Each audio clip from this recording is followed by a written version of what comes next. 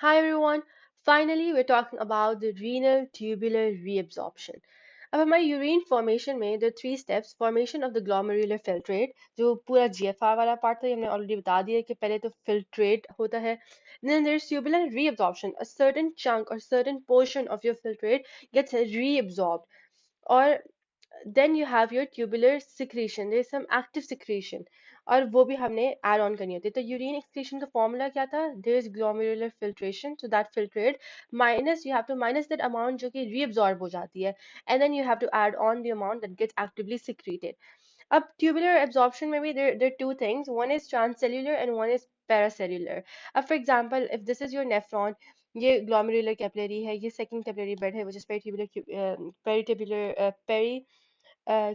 peritubular capillaries yes अब इनके बीच में these are the epithelial cells right अब इन epithelial cells में proximal convoluted tubule के there are two ways in which the substances they can be actively reabsorbed not actively reabsorbed they can be reabsorbed one is transcellular way जिसमें cells के अंदर से so they pass through the cell so this is transcellular and one is pericellular is जिसमें वो cells के बीच में से so transcellular is basically through the cell ठीक है तो आपने इस तरह याद करना है if we're talking about transcellular, so it means through the cell. And what is pericellular? Between the cells. So there are two reabsorption procedures. ठीक है अब what are the basic principles of tubular reabsorption उनकी बात करते हैं तो इसमें पहले you need to know GFR की value which is 120 ml per minute अगर GFR एक मिनट में इतना है तो एक दिन में कितना GFR होगा if you can calculate you'll figure out कि 172 is the GFR of the day which is a lot 172 liters और अगर किसी का GFR 125 है नॉर्मली 125 भी होता है 120 भी हो सकता है 125 ml भी होता है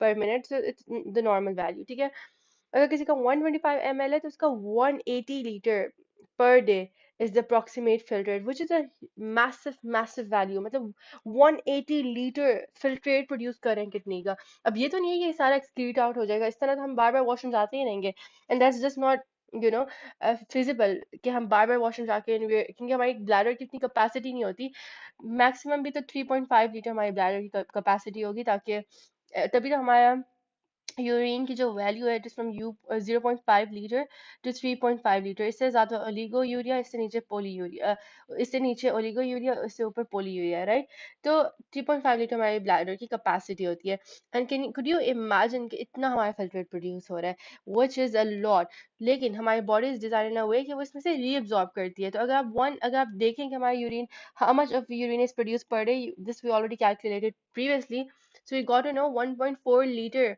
per day is the urine production of a day. So if you subtract तो पीछे 170 अगर आप 180 में से 1.4 को निकाल लो तो ये पूरा 178 किधर जा रहा है ये पूरा filtrate जो था वो किधर गया so the answer is very simple it has been reabsorbed so right now we're going to be talking about this entire tubular reabsorption अब मैंने आपको ऑलरेडी बता दिया था कि हमारे proximal convoluted tubule से 65% reabsorption होती है फिर ये जो डिसेंडिंग लिम्ब है यहाँ से 15% होती है तो 80% तो पहले दो हाफ्स हो जाती है then I told you distal convoluted tubule से यू हैव अनदर 15% तो ये कितना हो गया मतलब पीछे 5% रह गया 95% तो हो गया राइट 80 प्लस 15 95 अब ये जो 5% है वो इधर आएगा इसमें से मैक्सिमम इज रीअब्सॉर्ब्ड और 1 ml आपका यूरिन प्रोडक्शन होती है राइट अच्छा अब यहाँ जो रीअब्जॉर्प्शन होती है ना इनिशियली तो ग्लूकोज और अमीनो एसिड हमारा जितना भी आ रहा था maximum 100% of it is reabsorbed कितनी this is such a nice and interesting fact for you to know that 100% of the amino acid and glucose is reabsorbed हाँ the patient with diabetes mellitus उनमें वो जो reabsorption की complete saturation हो जाती है मतलब इतनी कैपेसिटी होती नहीं है रीअब्जॉर्प्शन की जितना उनका ग्लूकोज आ रहा होता है फिल्ट्रेट में तो बस to a certain extent there is a certain threshold जहां तक ग्लूकोज अब्सॉर्ब हो सकता है उससे ज्यादा अगर एक्सेसिवली ज्यादा हो जाए जैसे डायबिटीज मेलाइटिस के केस में हो जाता है ग्लूकोज बहुत ज्यादा हो जाता है तो वो सारा यूरिन में एक्सक्रीट हो जाता है इसलिए in those patients if you test the urine you will find glucosuria अच्छा now what happens is that ये जो नेफ्रॉन है इसमें ऑब्वियसली प्रॉक्सिमल कन्वोल्यूटेड ट्यूब्यूल में यू हैव सेल्स उनकी दो सरफेसेस होती हैं एक है basolateral surface lateral surface this is the basolateral surface और एक उनकी ल्यूमिनल सरफेस होती है luminal means towards the lumen ये पूरा ल्यूमिन है ना तो इस तरह आप याद करें ल्यूमिनल सरफेस है और ये बेसोलेटरल जो लेटरल तरफ है और ल्यूमिनल सरफेस जो है इसमें आपके पास ब्रश बॉर्डर्स है and what are these brush borders these curves here you can see ये क्यों प्रेजेंट है to increase the surface area ठीक है अब होता क्या है इन दोनों सर्फेसेस जो एक बेजोलेटरल है और जो ल्यूमिनल सर्फेस है, इनके डिफरेंट कैरेक्टरिस्टिक्स हैं, इनके डिफरेंट ट्रांसपोर्टर्स हैं, इनके डिफरेंट कैरियर्स हैं, ठीक है। जो कैरियर्स यहाँ होंगे वो इधर नहीं होंगे, जो ट्रांसपोर्टर्स इधर होंगे वो इधर नहीं होंगे, इन दोनों के डिफरेंट कैरेक्टरिस्टिक्स हैं। It's very important for you to clear them right in the starting. Also, these epithelial cells are held together by tight cell junctions. ये tight cell junctions हैं। इन tight cell junctions का काम क्या होता है? ये these basically help to bind the cells together. एक तो they keep the cells bound together and held together. हाँ, ये वो वाला tight junction नहीं है जो कि water की भी परमेबिलिटी को रोक देता है, वाटर को भी फिल्टर आउट करने नहीं देता या रीअब्सॉर्ब नहीं होना देता। नहीं, ये वो वाले टाइट जंक्शन हैं, ये बस वो टाइट जंक्शन हैं जो ये एपिथेलियल सेल्स को टाइटली बाउंड टुगेदर रखते हैं। और दूसरा, the function of these epithelial cells is that I have already mention कि जो ल्यूमिनल सरफेस है उनके ट्रांसपोर्टर्स और कैरियर प्रोटीन्स अलग हैं, और जो ट्रांसपोर्टर्स और कैरियर प्रोटीन्स हैं आपके बेसोलेटरल सरफेस के वो अलग हैं। अब वी नो ये at the end of the day यहाँ मेम्ब्रेन ही है ना, मेम्ब्रेन काफी फ्लूइड होती है एंड उसके जो प्रोटीन्स है वो they keep flowing around and moving around. So these tie junctions, they prevent the carrier proteins and transporters of one surface to come to the other surface. I hope that that makes sense. So basically, it keeps the proteins and transporters of both the sides separated.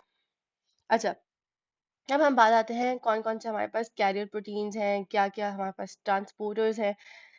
Right, अब ये glomerular capillary यहाँ से आपके पास filtrate आ रहा है पूरा. उस filtrate में क्या है, ग्लूकोज है, अमीनो एसिड्स हैं, क्लोराइड है, बाइकार्बोनेट, सोडियम, वाटर, वो सारी चीजें हैं जो हमने पीछे पढ़ी थी जो फिल्टर आउट हो सकती हैं. बस क्या नहीं फिल्टर आउट हो सकता, plasma protein and substances which are bound to plasma protein. इसके अलावा हमने सब कुछ पढ़ा था, जो वाटर, फिर यू हैड इलेक्ट्रोलाइट्स जिसमें केटायंस थे, है ना, sodium, potassium and then chloride, bicarbonate and ions, फिर all of those things, glucose था, and then you had amino acid, you had inulin, paramino, hippuric acid, वो तो खैर synthetic है. Anyways, moving forward, initially सबसे पहले let's talk about a very important pump which is sodium potassium pump. ये किधर होता है, ये हमारे basolateral surface पे होता है sodium potassium pump. So for now just remember this, यहाँ बहुत important sodium potassium pump होता है, और ये सिर्फ इधर होते हैं, ये luminal surface पर नहीं होते, ठीक है. अब ये इनका क्या काम है, sodium potassium pump, they pump 3 sodium out and 2 potassium in, right. तो 3 सोडियम बाहर जा रहे हैं, और 2 पोटेशियम अंदर आ रहे हैं, राइट. जब 3 सोडियम बाहर जाएंगे तो ये पूरा अंदर वाला इंटरसेल्यूलर स्पेस क्या होगी, ये सोडियम पोर होगी, इसके अंदर सोडियम कम होगा क्योंकि 3 सोडियम बाहर जा रहे हैं. सबसे पहले तो हमारा sodium potassium pump, this is like the horse power of your kidneys. तो इन्होंने सबसे पहले काम करना है, और सोडियम को 3 सोडियम को पंप बाहर करना है, और 2 sodium will be pumped in, 2 potassium will be pumped in. This is sodium potassium ATPase, right. तो ये तो एक हो गए ना हमारे पोटेशियम पंप्स, ये तो हो गए ना हमारे पंप्स जो कि प्रेजेंट है हमारे बेसोलेटरल सरफेस पर, ठीक है. So this is something that you need to know. अब इसके अलावा we have one more thing, हमारे पास यहाँ पोटेशियम लीकी चैनल्स होते हैं. अभी ये इमेजिन करें, पोटेशियम लीकी चैनल्स हैं लाइट पर्पल में, लाइलेक कलर में. ये पोटेशियम लीकी चैनल्स क्या करते हैं, पोटेशियम को भी लीक आउट करने लग जाते हैं बाहर. जब पोटेशियम भी बाहर लीक हो रहा है और 3 सोडियम भी बाहर जा रहे हैं, तो अंदर की सरफेस एक तो सोडियम पोर हो गई, दूसरा क्या हुई है, ये इलेक्ट्रोनेगेटिव हो जाएगी. क्यों इलेक्ट्रोनेगेटिव हो जाएगी, क्योंकि all the positivity is going out, so it has become electronegative. तो हमने क्या पढ़ लिया, हमारा ये कौन सी सरफेस है, बेसोलेटरल, इस पे सोडियम पोटेशियम एटीपेज पंप है और पोटेशियम लीकी चैनल्स हैं, ठीक है. अभी के लिए you need to know that. अब ये पूरा हमारा सरफेस एक तो सोडियम पुअर हो गया और दूसरा इलेक्ट्रोनेगेटिव हो गया. अब यहाँ से जितना भी सोडियम आ रहा है, ठीक है, now this area sodium rich, right, यहाँ सोडियम कॉन्सेंट्रेशन ज्यादा है, तो यहाँ अब सोडियम पुअर हो गया, राइट. हमने अभी ये इस्टेब्लिश कर लिया अपना ये वाला ग्रेडियंट. अब जब सोडियम इधर आएगा हाई कॉन्सेंट्रेशन से लो कॉन्सेंट्रेशन, इसके लिए जाना इजी होगा, तो ये easily it will diffuse in, but will it be simple diffusion और फैसिलिटेटेड डिफ्यूजन. अब हमें पता चल गया कि एक्टिव ट्रांसपोर्ट तो नहीं होगा क्योंकि अब यहाँ हाई कॉन्सेंट्रेशन और यहाँ लो, तो इट विल बी डिफ्यूजन. लेकिन सिंपल डिफ्यूजन नहीं होती. सिंपल डिफ्यूजन सिर्फ उस केस में हो सकती है जब you don't need any transporter, कोई भी कैरियर प्रोटीन आपको चाहिए ही नहीं, और वो बस ऐसे ही लिपिड सॉल्यूबल और आराम से अंदर घुस जाए. नहीं, लेकिन सोडियम का जैसे चार्ज मॉलिक्यूल, ऑब्वियसली ये नहीं जा सकता, इट्स अ कैटायन, तो कैटायंस तो ऐसे थोड़ी ना आपके लिपिड मेम्ब्रेन से गुजर सकते हैं. It need something, so it will have a carrier protein here जो कि सोडियम को अंदर लेकर जाएगा. सो फैसिलिटेटेड डिफ्यूजन होगी सोडियम की अंदर. तो यहाँ हमारे पास क्या है, we have your sodium carrier proteins, ठीक है. लेकिन ये जो सोडियम कैरियर प्रोटीन्स है ये सिर्फ अकेले काम नहीं करते, इनके साथ you have to also take something else in, because whenever sodium is going in it will also try to drag other compounds or other electrolytes or other ions with it, ठीक है. अब इस केस में इसने किसको drag किया, glucose को drag कर लिया. अब ग्लूकोज का क्या है कि ग्लूकोज भी तो आ रहा है इधर, और अमीनो एसिड भी आ रहा है, and I have told you that 100% of it has to be reabsorbed inside.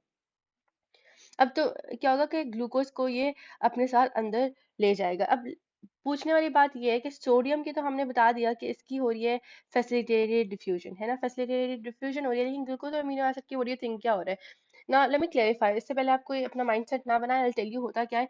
Initially यहाँ ग्लूकोज ज्यादा होता है क्योंकि ऑब्वियसली ग्लूकोज आ रहा है, लेकिन ग्लूकोज फिर अंदर चले गया, do not think about that कि अब अंदर जा रहा है ना, इसी मैकेनिज्म से अंदर जा रहा है। लेकिन by the time it comes here, इस सेल में अब ग्लूकोज अंदर ज्यादा हो गया क्योंकि बहुत ज्यादा अंदर चला गया और बाहर कम है। तो low to high, this will be active transport, तो बेसिकली एक्टिव ट्रांसपोर्ट हो रही है, ठीक है। What is it? Active transport. लेकिन ये सेकेंडरी एक्टिव ट्रांसपोर्ट हो रही है, क्यों? क्योंकि ये जो है पूरा it is dependent on the energy of the sodium, ये सोडियम की एनर्जी पे डिपेंडेंट है, और बेसिकली किसकी एनर्जी पे डिपेंडेंट है? इस ग्रेडियंट की एनर्जी पर। ये जो ग्रेडियंट ऑलरेडी बिल्ड किया था इसने, उस ग्रेडियंट की बेसिस पर ये वाला ग्लूकोज अब एक्टिवली ट्रांसपोर्ट अंदर होगा, तो this would be secondary active transport, active transport, and this was primary active transport. Primary active transport में क्या होता है? ये एटीपीज पंप है ना, तो ये देन एंड देयर अपने एटीपी को हाइड्रोलाइज करेगा और इसका एटीपी उधर ही प्रेजेंट होता है। जबकि सेकेंडरी एक्टिव ट्रांसपोर्ट में क्या होता है कि एटीपी आप किसी और के ग्रेडियंट से लेकर आते हैं, तो समझ रहे हैं? तो this is secondary active transport. I hope you understanding what I am saying. Let me read the notes and then I recap once again. ना बेसोलेटरल सरफेस में हमें पता चल गया, ये बेसोलेटरल सरफेस थी ना, ये वाली। अब इसमें क्या था? We had sodium potassium ATPase pumps. अब सोडियम पोटेशियम एटीपीएस पंप ये एक्टिव ट्रांसपोर्ट है, लेकिन देयर टू टाइप्स, प्राइमरी और secondary.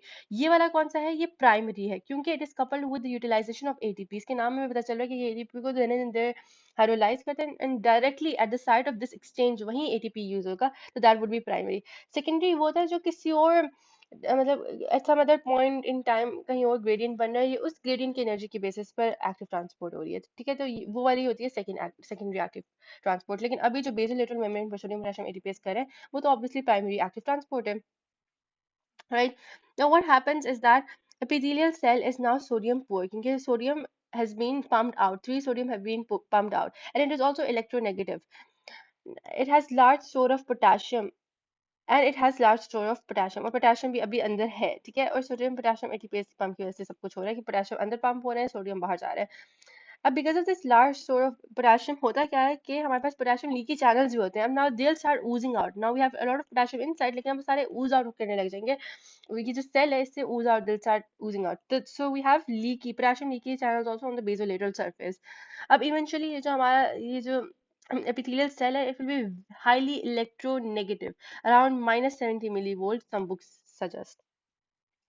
Now cells are sodium poor, and the tubule now in this case is sodium rich. जो हमारी tubule थी वो sodium rich है क्योंकि sodium आ रहा है, and the cell is also electronegative, right? लेकिन जो सोडियम यहाँ से आ रहा है वो पॉजिटिव है। इन दोनों चीजों को देखते हुए कि एक तो ये नेगेटिव हो गया और सोडियम पॉजिटिव आ रहा है, उसका दिल चाहेगा अंदर आने का। दूसरा, बाहर सोडियम ज्यादा है और अंदर सोडियम कम है, so there is also concentration gradient and there's also charge gradient, so there are both the factors of favoring sodium diffusion from tubule to the epithelial cell. Even the concentration gradient, क्योंकि बाहर अब sodium ज्यादा है and in the epithelial cell is sodium poor, और दूसरी चीज electrical gradient, के अंदर अब ये पूरा इलेक्ट्रोनेगेटिव हो गया ना सेल, और बाहर there is positivity and sodium is positive, so that will be dragged inwards. Now, like the problem is that sodium is a charged molecule, therefore it cannot pass. So solution would be that luminal surface where there are some special proteins that allow facilitated diffusion of sodium. These are sodium transporters, and it's just not solely sodium का transporter. It's basically a co-transporter जो कि is going to carry along with itself also glucose and amino acids. So अगर sodium हो रहा है तो उसके साथ सोडियम अगर आ रहा है down the concentration gradient, so against the concentration gradient glucose भी it will be pulled together, actively transported. फिर दूसरा जो को ट्रांसपोर्टर होगा उसमें सोडियम अगर it's coming in against not against down the concentration gradient, तो उसके साथ साथ what will happen, even the amino acid will be carried against the concentration gradient, ठीक है।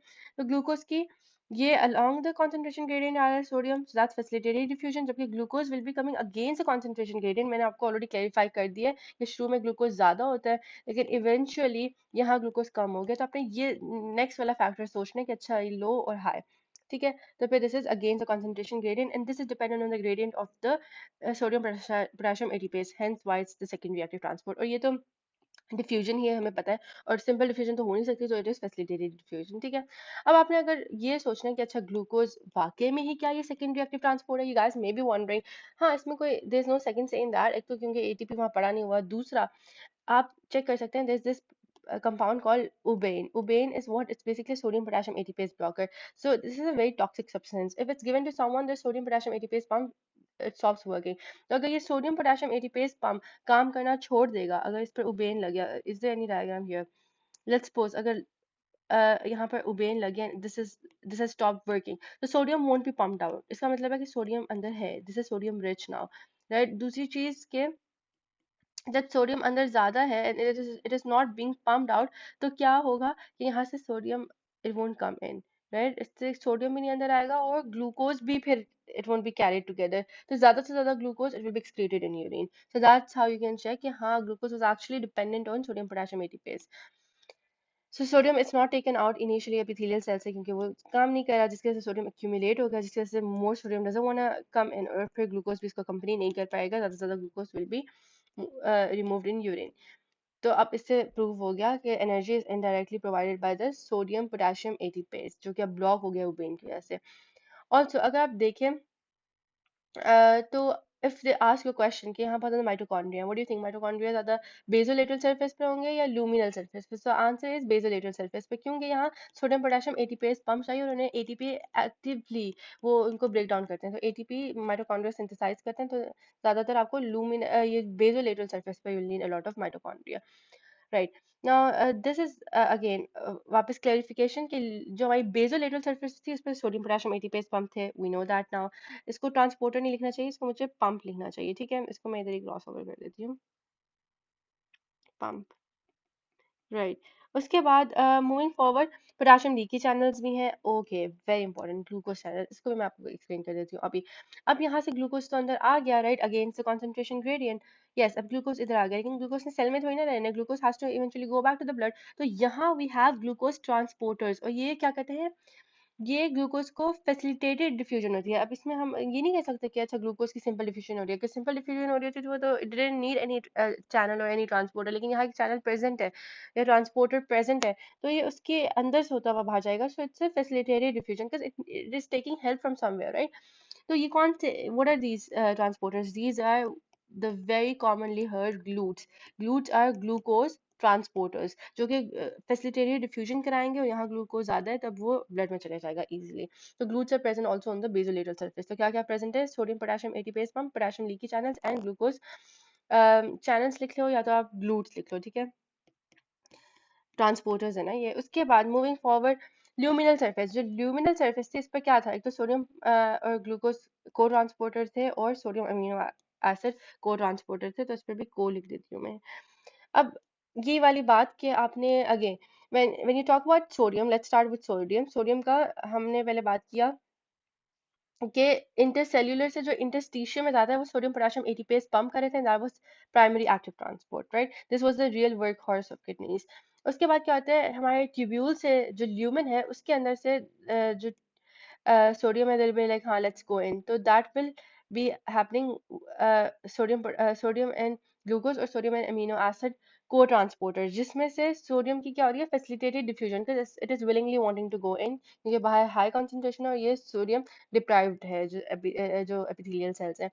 उसके बाद फिर टॉक अबाउट ग्लूकोज, तो ग्लूकोज की भी बात वही हो गई कि ग्लूकोज जब यहाँ से वही बात नहीं हो गई, खैर बट इट्स क्वाइट डिफरेंट, लेकिन हाँ जब यू टॉकिंग अबाउट ग्लूकोज, यहाँ ग्लूकोज पे मैंने आपको बोला कि आपने ये सोचना है कि शुरू में तो हाई था लेकिन बाद में ग्लूकोज लो हो गया ना इवेंचुअली, और यहाँ हाई हो गया, तो क्या होगा, इसकी सेकेंडरी एक्टिव ट्रांसपोर्ट होगी। सेकेंडरी क्यों? क्योंकि it is dependent on the gradient of the sodium potassium ATPase pump, और ये एक्टिवली ट्रांसपोर्ट होगा, तो एक्टिव ट्रांसपोर्ट का बता दिया और सेकेंडरी का भी मैंने आपको बता दिया। तो ट्यूब्यूल से जब इंटरसेल्युलरली जा रहा है, जब सेल के अंदर जा रहा है, तो फिर it's secondary active transport, because energy is indirectly what is it saying, supplied by the sodium potassium ATPase.